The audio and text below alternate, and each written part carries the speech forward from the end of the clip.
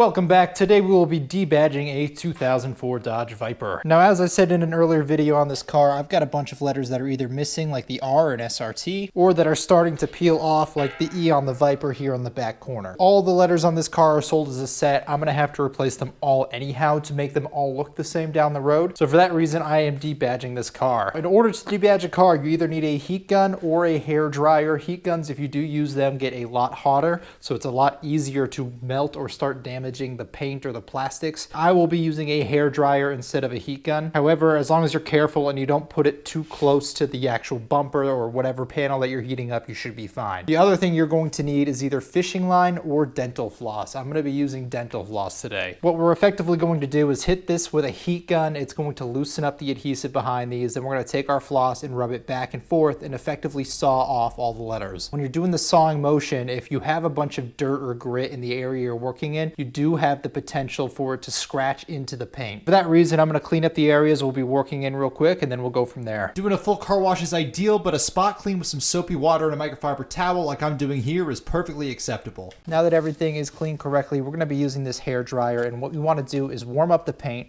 but not get it super hot in just one area. You're just looking to make that adhesive a little bit looser. That way it'll be a little more pliable when you go to peel all the lettering off. Now, after you get it up to temp, it's going to be a really quick switch into breaking out the floss, trying to hook it underneath and saw these off. So a couple tips, if you've never done this, don't sit in only one spot with the heat gun or the blow dryer. You want to keep it going across so you don't get one big hot spot. That can damage your paint if you do sit in that one spot for too long. And then the second thing is when you have your floss or your fishing line and you're putting it behind to try to saw these things off, what you want to do is not pull it hard and like force it off, because again, you could scratch your paint or damage your paint. You want to be nice and gentle, and if it's not coming off super easy, try to give it a little bit more heat with the heat gun or your blow dryer. That's enough talking about it for now. Let's give this thing a shot. Now with a heat gun or a blow dryer, you don't want to get too close, because if you get too close and you get the paint too hot, it will damage the paint locally. So what you'll see me doing here is a lot of small circular motions and a lot of back and forth to try to cover the whole area, bring the whole area up to temp rather than just with the individual letter and nothing else. Now with the blow dryer, like I said, it doesn't get as hot. You can get it a few inches closer to the surface of the paint than you can with a heat gun. With a heat gun, you just have to be a lot more cautious, but it will get it up to temp faster. So it's really the risk versus reward of the patience of heating it up slower versus the risk of overheating the area. If you haven't done this before, I don't recommend going straight to the heat gun. Now I tried to see if soapy water would loosen up the adhesive, but heat is really the only thing that's going to effectively work here. If you're having difficulty getting the letter to come off, try hitting it from a different angle, hitting it from the other edge of the letter. You kind of see me switch sides on this V from which angle I approach it from, and then I eventually get a finger underneath and then pry it off, but that has other issues as well. If your letters are thin, they might bend. That's kind of the risk of prying it off. The V is now off. We have it here, and you can see it got a little bit bent as it got pulled out. You can get a finger behind it and then pry it off like I just did there, but just realize if you do that, you're not going to be able to reuse these letters. As I've said, I already have to order a new set of letters for the whole car anyhow to replace any of these, so for me that's not a huge deal, but if you're looking to put them back on in the future, this might not be the method for you. We do have some adhesive left here, as you can see. I'm going to be using some Goo Gone to try to get that off. You could also use soapy water or whatever. I wouldn't use something like acetone. Acetone's going to be too aggressive and will probably eat into your paint. I also wouldn't recommend scraping this off even with a plastic scraper, because the chances of it catching and then releasing and you going too fast across the paint, that's a really high chance if you try to take this off with a scraper, so I wouldn't do it that way either. That is why I'm using the Goo Gone. This is orange based. It's actually a fairly natural product and it gets pretty good results, so let's go ahead and take care of that now.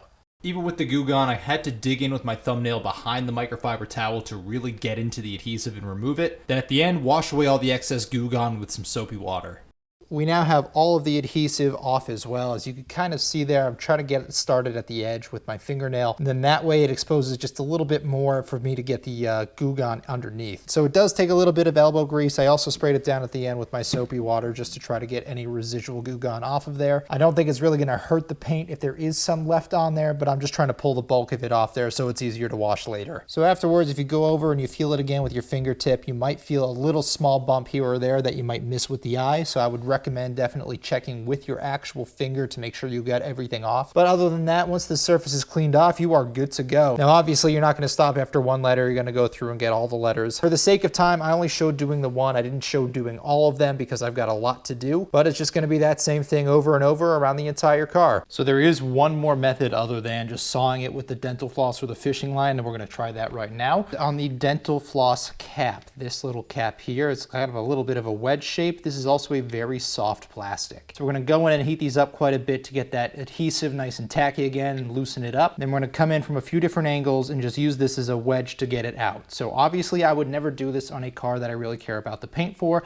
and I know you're thinking, why would you do it on a Dodge Viper? This car, I already have a plan to get the paint corrected anyhow. I already got that lined up and I've got a quote and an appointment set up. And if you check any of my other videos, you'll see why. This has already got a bunch of little micro scratches. Like you could even see some a little bit right there. This isn't a great camera, so it might not pick them up, but this thing has horrible paint on it. As such, it's not a huge deal if I get a little bit of micro scratches from prying these off, because I already know I'm sending it to a shop to have all the paint corrected, and it will also take out any new scratches I add from this. It is a much faster method to get them off, and it doesn't have to be all of one method versus the other. You can get it started with the floss and then end it with this. It's kind of up to your personal preference of how much risk you want to take with the paint on your car. Just to show it on this one, I'm only going to use the pry method and I'm not going to use the sawing method.